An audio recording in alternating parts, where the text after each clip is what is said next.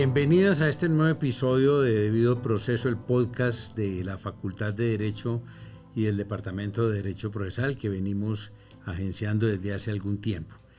En esta oportunidad vamos a trabajar sobre el tema de cómo ejecutar una factura electrónica en Colombia, y para eso hemos invitado a dos personas que tienen la vocería nacional sobre este tema, de la mayor credibilidad y del mayor respeto en la comunidad jurídica. La doctora Diana Lucía Talero Castro, abogada de la Universidad Javeriana, es asesora de la Superintendencia de Sociedades y docente aquí en la Universidad Externado de Colombia en varias materias, entre otras sobre la materia relacionada con las garantías mobiliarias. Y el doctor Miguel Andrés Ibáñez Castañeda, abogado de la Universidad Gran Colombia, egresado de la Maestría de Derecho Procesal. Es un profesional de la Sala de Casación Civil de la Corte Suprema de Justicia, una persona muy avesada, profesor universitario, conocedor de estos temas. De manera que muy bienvenidos a este nuevo podcast que seguramente será de mucho interés y de mucha utilidad para toda la comunidad jurídica. Sin más preámbulo, entonces empecemos. Doctora Diana, la factura electrónica en Colombia la gente la está empezando a asimilar. ¿Qué es? ¿Qué utilidad presta? ¿Y qué tipo de instrumento jurídico es? Si es un título de valor, un título ejecutivo o qué naturaleza jurídica es la que tiene. Bueno, muchas gracias por la invitación, doctor Bejarano. La factura electrónica es uno de esos deseos tanto fiscales como comerciales, ¿no? El Código de Comercio desde el año 2008 había previsto la posibilidad de tener facturas electrónicas y no facturas en papel como tradicionalmente, digamos, se había considerado el recaudo fiscal y también los elementos comerciales de la factura. Desde el año 2008 se había hecho como un mandato al Gobierno Nacional para la regulación y reglamentación de la factura electrónica, que solamente se logró en el año 2016, pero que solamente a partir del 2018 tuvo realmente un desarrollo regulatorio que permite no solamente la masificación de la factura electrónica en Colombia de manera muy acelerada, sino que además de eso genera un instrumento negociable, un título negociable, porque puede esa factura electrónica, si se dan unas condiciones específicas, convertirse o reunir más bien los requisitos de ser título valor. Cuando la factura electrónica es título valor y por tanto un documento negociable, genera la posibilidad de explotación de su carácter no solamente fiscal, sino de su carácter comercial, en operaciones de factoring, en operaciones de confirming, que le da seguridad, que es tal vez una de las consideraciones más importantes de haber generado ese cambio de naturaleza de ser simplemente un título de crédito a ser un título valor. Y adicionalmente a eso, pues tiene, digamos, un desarrollo regulatorio ya muy importante a partir del 2022, cuando la DIAN genera y pone en implementación el registro de facturas electrónicas RADIAN. La factura electrónica puede ser o no ser título valor, entonces puede ser un documento de crédito que al no reunir los requisitos para ser título valor, pues no puede circular.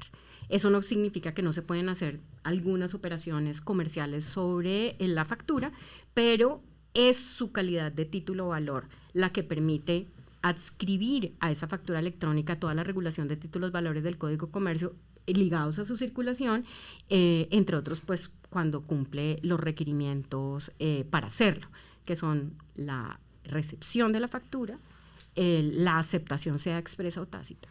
Y digamos un tema ahí que sustancialmente tiene algunas dificultades, y es la recepción de los bienes y servicios, que desde mi perspectiva legal y jurídica, la ley establece que cuando yo acepto la factura, también he aceptado la recepción de bienes y servicios. Sí. Bueno, y entonces, ¿en qué momento el acreedor puede tener en su mano el documento para poder ejercer una acción ejecutiva?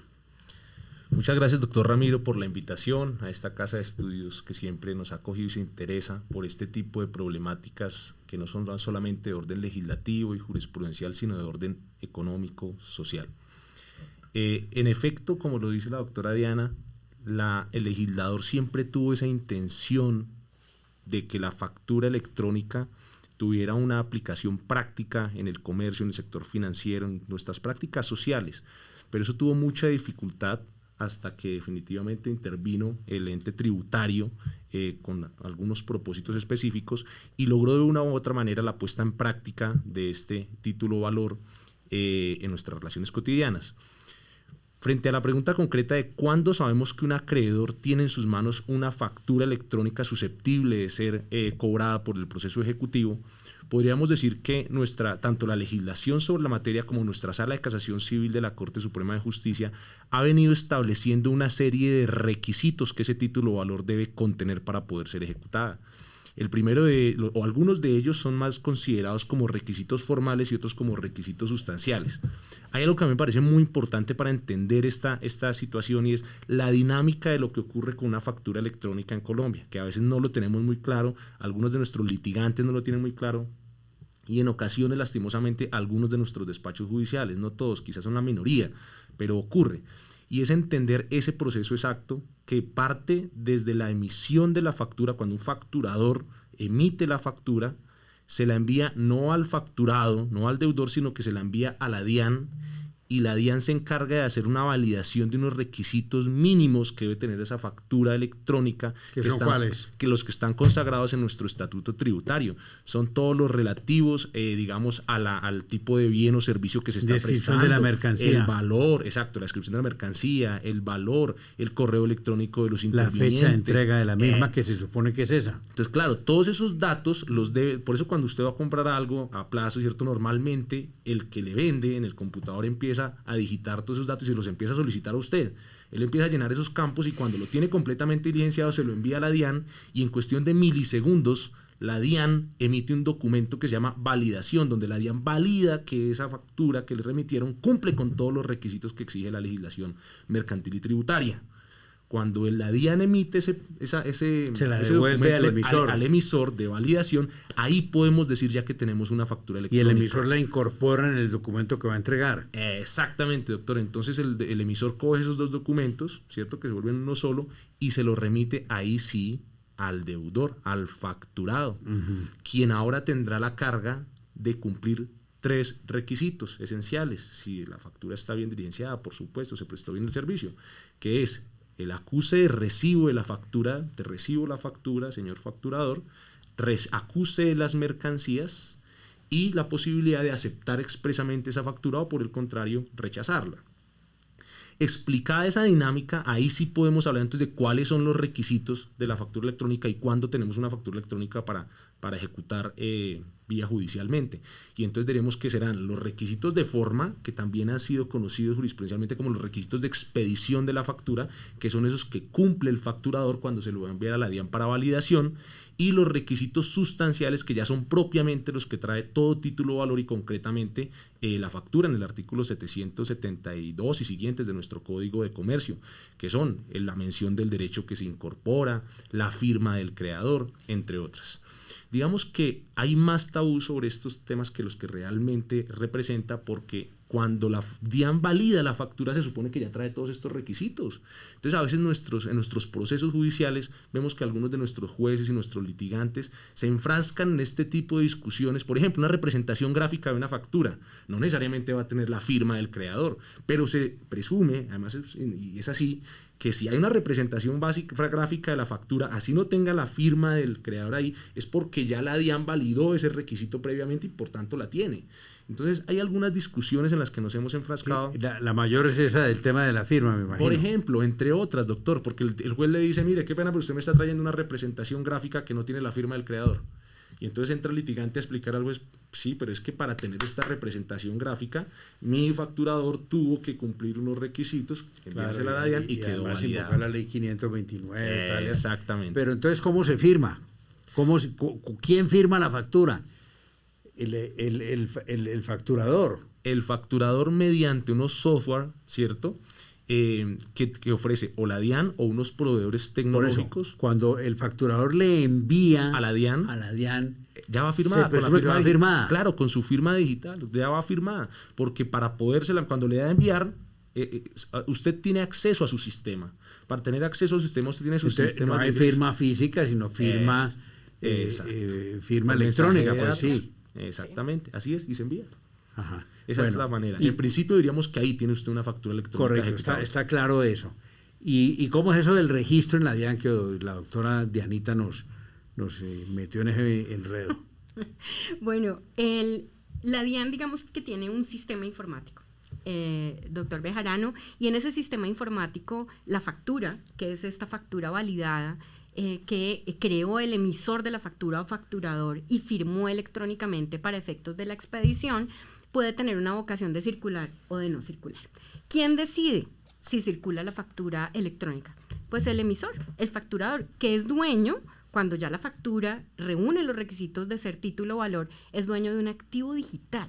Realmente lo que tiene ahí es un derecho de crédito. Obviamente, la circulación de la factura se hace de facturas a crédito, no de facturas de contado. Por eso, pero si yo voy y compro en un almacén, por ejemplo, 10 neveras y las voy a pagar a crédito, a plazo, sí. Entonces el facturador hace la factura, la manda a la DIAN la regresa firma, con todo eso. Sí. Y entonces ese documento, ¿a quién se le entrega o se queda con el facturador? No. Ese documento, lo primero, es que se custodia en el sistema informático de la DIAN. Ajá. Cuando mencionaba el doctor Miguel que sube, digamos, como a la nube, donde está el sistema informático de la DIAN, es ahí donde se custodia el título o valor, porque es único, dada, digamos, nuestra legislación mercantil. En ese momento no se le entrega nada en ese momento, al facturado. El facturado la recibe en milisegundos, como estabas contando el doctor Miguel, porque a la vez que una vez validada... Es el facturador en milisegundos. Y el facturado también, porque la expedición de la factura, según la ley, se cumple cuando yo la firmo electrónicamente, sube en segundos a la DIAN la valida y le estampa la firma electrónica, le otorga un CUFE, que es el número único de identificación de la factura, y en milisegundos se la envía al buzón electrónico de recepción de facturas electrónicas del pagador. Por eso, doctor Bejarano, cuando usted le piden los datos en cualquier parte donde usted vaya a hacer una compra, sea contado o a crédito, tiene que identificar su correo electrónico. Bueno, porque el correo electrónico es el enlace. La pregunta que le estoy haciendo. Yo voy y compro algo a plazo. Sí. Y entonces se hace todo el diligenciamiento, se va a la DIAN y la DIAN en segundos devuelve. Entonces, ese documento se le envía al facturador, pero queda archivado allá. Queda custodiado en la DIAN. ¿Y entonces qué le entregan al facturado? Y lo que viaja al facturado es lo que se denomina un application response, porque el lenguaje en el cual está creada la factura electrónica es un archivo XML que va llenándose, y usted me disculpa, este ejemplo lo doy siempre, es como una cebollita cabezona. El núcleo de la cebollita cabezona es el archivo XML que se creó, pero se va llenando de capas a medida que van ocurriendo eventos, entre otros el acuse de recibo del pagador o del facturado. Pero el ejemplo es muy tenaz, porque fuera de que la cebollita cabezona huele muy feo, el punto es ¿qué le queda al facturado? ¿Qué le queda? Al facturado le queda la representación gráfica, el archivo XML. O sea, le dan una copia. Una copia, porque la original, la que se custodia, la que es un título o valor, está en el sistema informático de la DIAN. Entonces, cuando yo la voy a negociar, cuando yo la voy a circular aplicando la ley de circulación de títulos valores, entra en funcionamiento el registro de facturas electrónicas de la DIAN. Correcto. Y cuando lo va a circular, circula como cualquier título de valor con el endoso o mediante cesión. Ambos. Con ambos. Ahí hay una problemática bien interesante que incluso en otros escenarios hemos tenido la oportunidad de discutir con la doctora Diana, y es la relativa, doctora, a la circulación. Para eso hay que tener algo claro, y es esa primera dinámica que explicamos hace un momento, donde el facturado cumple con 3 requisitos, que es el acuse de recibo de la factura, de las mercancías y la aceptación. Resulta, doctor, que estos 3 hechos, ¿cierto?, se registran en la plataforma electrónica. Entonces el facturado es el que tiene que entrar con su contraseña a su sistema de la DIAN y decir: recibí la factura, clic, donde se llaman eventos, clic en que recibí la factura, recibí la mercancía y acepto la factura. Si no acepta la factura, pero registró los anteriores eventos, tenemos cómo demostrar la aceptación tácita. Cuando ya la factura es aceptada, podemos empezar a hablar de circulación, pero hay una problemática de nuestro ordenamiento jurídico sobre la materia, de nuestro ordenamiento tributario, y es que solamente el deudor tiene la posibilidad de aceptar esos eventos. De allí que si el deudor no acepta esos eventos, en teoría no hay factura electrónica como título valor que tenga vocación de circulación. O sea que es un documento de crédito, pero no título valor. De acuerdo. Ahí hay una particularidad. La Corte, digamos que en reciente pronunciamiento de unificación de nuestro querido doctor Octavio Augusto Tejero Duque, dijo que sí era título valor, lo que pasa es que no tenía esa vocación de circulación, lo cual se escucha como cierto contrasentido. ¿Un título valor sin circulación? Pues sí. Pues sí, eso es como una modelo que no puede desfilar. Sí. Exacto, doctor, pero entonces lo que ha dicho la Corte sí es un título valor respecto del facturador. Es un título valor, pero poquito. Respecto directamente del facturador, para él sí es un título valor, pero si se pone a circular... entiendo. Exactamente. Es de una sola cara para el facturador porque él tiene el documento y lo puede ejecutar. Exactamente. Pero no lo puede poner a circular. Exacto. O lo puede poner a circular mediante cesión del crédito. Que sería otra cuestión distinta, digamos que ya no lo cedería como un título valor, sino como un derecho de crédito. Por eso, una cesión. Y pierde todas las características propias, por ejemplo, de la acción cambiaria, las excepciones cambiarias, entre otras dinámicas particulares. Conclusión, no puede circular actualmente si no está aceptada y registrada por el deudor en el RADIAN. Pero es obviamente un requisito para que pueda considerarse título valor que esté registrada por la DIAN, porque de no serlo, no hay título valor. Es título valor, como insisto, pero no puede circular. No, pero por si ejemplo, no está registrada por la DIAN, ahí no hay factura. Si no está registrada por la DIAN desde el principio, desde su creación, no, sí, evidentemente, tiene que estar registrada en la plata. Es que se confunde a veces la plataforma de la DIAN con el RADIAN, que son dos cosas distintas. Una cosa es la plataforma de la DIAN donde el facturador envía la factura, se hace la validación, los eventos. El RADIAN es simplemente el tema del registro de la factura electrónica. No sé si la doctora... Sí, es como si fuera el género del sistema informático de la DIAN y hay como una partecita de ese sistema informático de la DIAN que aloja el RADIAN. Y el RADIAN es donde circula la factura electrónica. La DIAN y el sistema informático, la plataforma, es decir, hay factura, hay eventos, hay muchas cosas. Ahora le formulo esta pregunta, doctora. ¿Qué pasa si hay un error en la factura? De número, de alguna cosa, como puede suceder en un título valor. En un título valor, por ejemplo, si se pone el valor del cheque en letras y números, pues el código resuelve eso, sí, ¿no? Pero ¿qué pasa si en la factura se dice, por ejemplo, son 100 millones de pesos y aparece 99, por ejemplo? Sí, digamos números y letras, ¿qué se hace allí? El nivel de error se ha disminuido ostensiblemente porque, como lo mencionaba el doctor Miguel, hay unos softwares especializados para expedición de la factura. Cuando hay algún error, la factura no se expide. Es decir, hay unos campos obligatorios con autovalidaciones que hacen que el error humano sea menor, sea casi inexistente. El sistema advierte, mire, usted está poniendo una cifra en letras y otra en números. O sea, no es lógico lo que está poniendo. Cuando el facturador está elaborando la factura, si le avisa. Un error, el mismo sistema le dice, no puede firmarse. Hay un error acá, no lo voy a enviar. Pero partemos del supuesto entonces de que la DIAN no le avisó por cualquier circunstancia, porque un error. La DIAN, como todos sabemos, tiene allá unos fantasmas rarísimos que a veces se van para la modelo.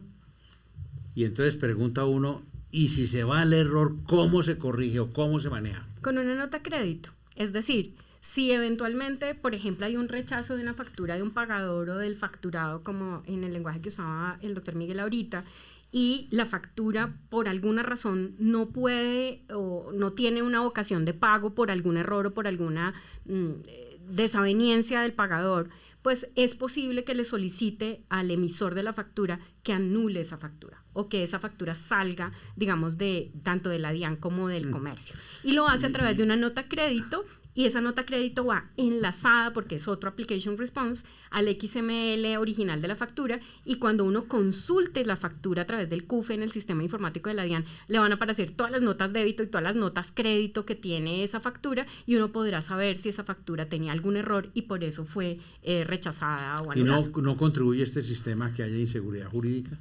Doctor, mire, hay algo que hay que tener claro, que debemos tener claro, y es que cuando nos enfrentamos a estas nuevas figuras jurídicas, y cuando digo nuevas es relativamente nuevas, porque si bien es cierto, sí, vienen desde el hecho, además claro, apenas empieza a tener aplicación práctica, tenemos dos opciones: o nos oponemos a esas figuras simplemente, o empezamos a encontrar la manera de solucionar estas vicisitudes, y aquí cobra mucha relevancia esos principios que nuestra Corte Suprema de Justicia en su sala civil ha venido pregonando, de equivalencia funcional, de analogías, de neutralidad tecnológica y demás.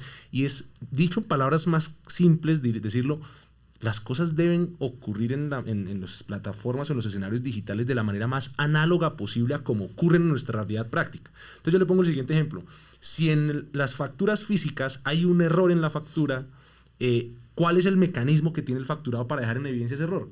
Pues rechazarla, ¿sí o no? Decirle, oiga, cuando la recibe, decir, mire, acá hay un error, y de una u otra manera paraliza el proceso de materialización del título y de su consecuente ejecución. Acá ocurre algo muy similar. Apenas la oportunidad que tiene el deudor para dejar en evidencia ese error es cuando lo notifican, cuando recibe la factura, y en el término que la ley le da para rechazarla o para manifestar todos esos eventuales errores. Y ahí sí ya nos opera el tema del principio básico de preclusión o eventualidad procesal, ¿no?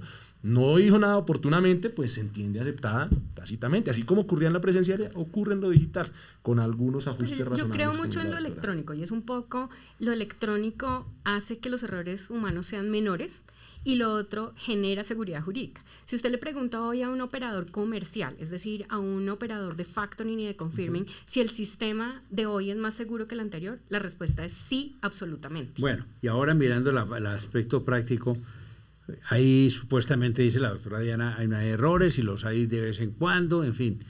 ¿Cuál es el tipo de excepción que puede formular el demandado?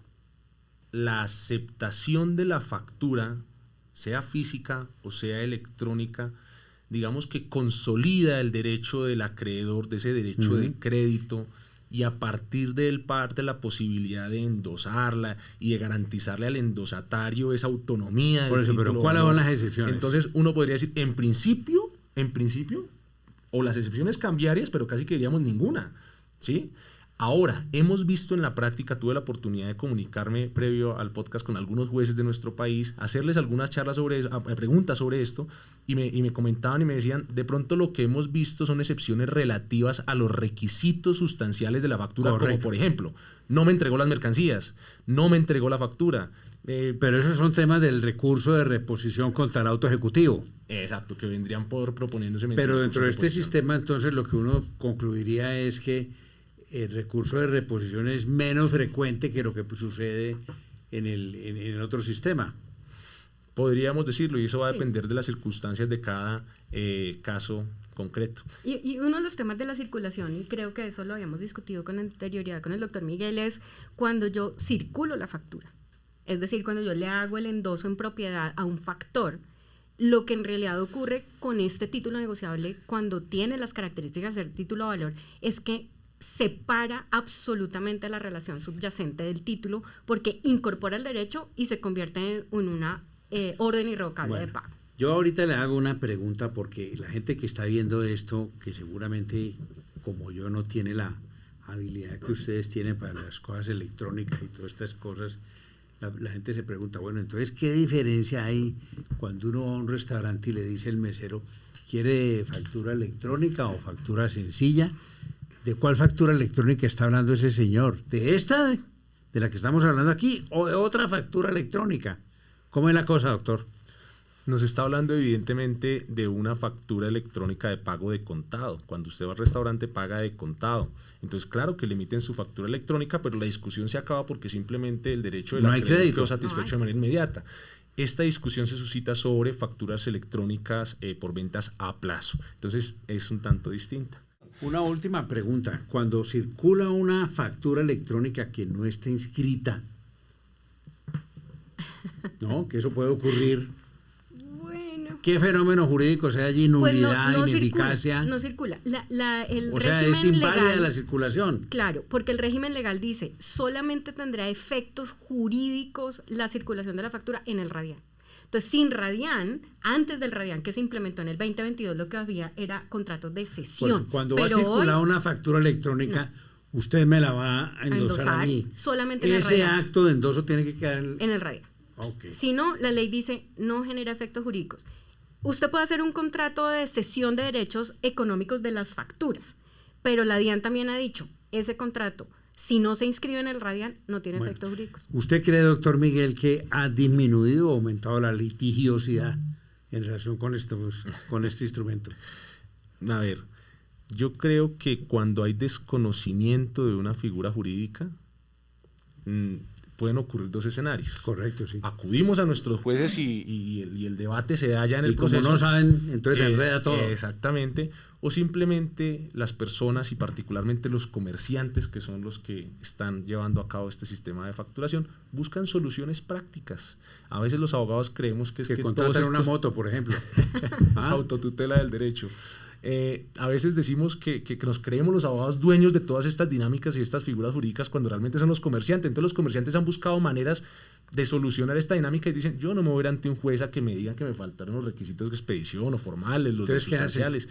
Entonces normalmente, ¿qué están haciendo? O proceden a la cesión del crédito, si quieren poner a negociar la factura como tal, o simplemente algunos lo están ejecutando como un título ejecutivo, no como un título valor. Es decir, ¿y les libran el mandamiento de pago? Depende del juez. En principio debería hacerlo, porque es un derecho del acreedor y dice, estoy renunciando a todas las prerrogativas, las bondades de la acción cambiaria, pero puedo ejecutarlo como un título ejecutivo. Bueno, no, pues este es un tema muy apasionante. Estos 25 minutos se fueron muy rápido, pero pues no podemos avanzar más. Muchas gracias. Yo creo que a esto hay que volverle a hacer una terapia cuando hayamos avanzado más la jurisprudencia y la práctica, y cuando los jueces estén más diestros en esto. Muchísimas gracias, doctora Diana Talero, doctor Miguel Ibáñez, por haber venido. Nos ha servido muchísimo. Con esto damos por terminado este nuevo episodio del Debido Proceso. Los invito a que asistan al curso al diplomado que hemos hecho, que estamos convocando de curso de casación para no casacionistas, que se llevará a cabo entre los días 16 de julio al 2 de agosto. Se abordará la casación bajo sus aplicaciones civil, laboral y penal, así que por favor inscríbanse. Gracias. A usted, doctor. Muchas gracias, doctor Bejarano.